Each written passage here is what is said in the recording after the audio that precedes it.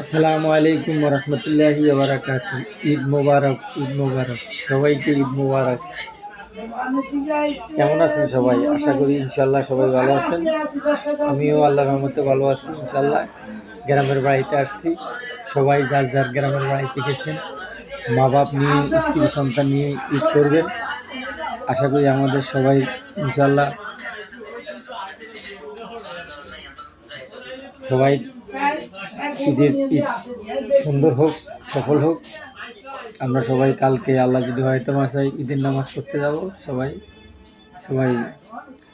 দোয়া করবেন সবার জন্য, আমরা যেন সবাই একসাথে ঈদের নামাজ পড়তে পারি। আল্লাহ আমাদেরকে সে পর্যন্ত হয়তো তৈরি নসিব করে।